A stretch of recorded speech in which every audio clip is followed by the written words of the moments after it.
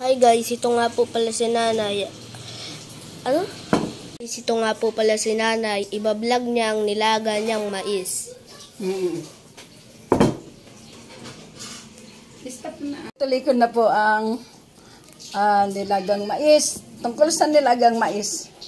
Binili ko nga ito na 50 pesos, hilaw pa. Balak ko sana yan isuswam. Ngunit, bigla ko na lang naisip na ilaga. Ayun, ganun po guys. Pwedeng ilaga, pwedeng pangswam. Ay ngayong nailaga ko na, ay titikman ko kung matamis o hindi.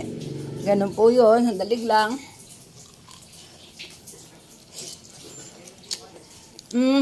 Matamis naman po pala. At kadali lang nilaga.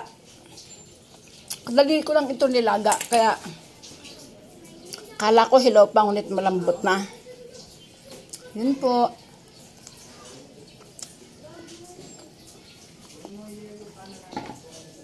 Mas masarap nga po pala ito pag nilaglagan, yung binudburan ng yung cheese.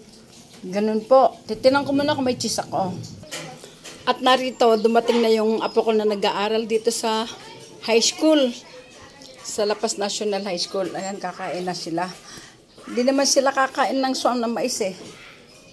Ayan, nahiya sila mag-video. Kaya yung pagkain na lang nilang aking binidyo. Ganun po yung guys. Ayan o. Asan pa yung nabili yung ibang pritong manok? Meron pa doon nabili. Asan dalhin mo nga dito, Arken? Yung nabili mong pritong manok. Mura lang po ang pritong manok dito. 15 isang piraso. At eto pa po, oh. Yan tatlo na yan, 40 pesos, ganon. Ay, hindi Ay, 40 nga, 10 ang sukli eh. Ayan.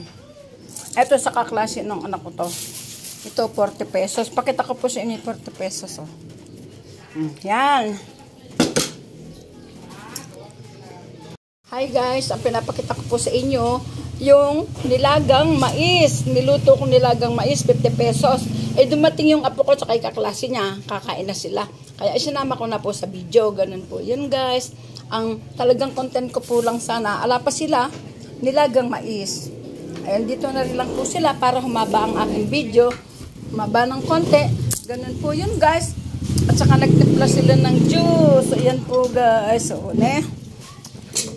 Hey guys, ito po, take 3 na po. May juice pa eh. Kasali yung mga mingming. Oh. Sige na po guys. Maraming salamat muli.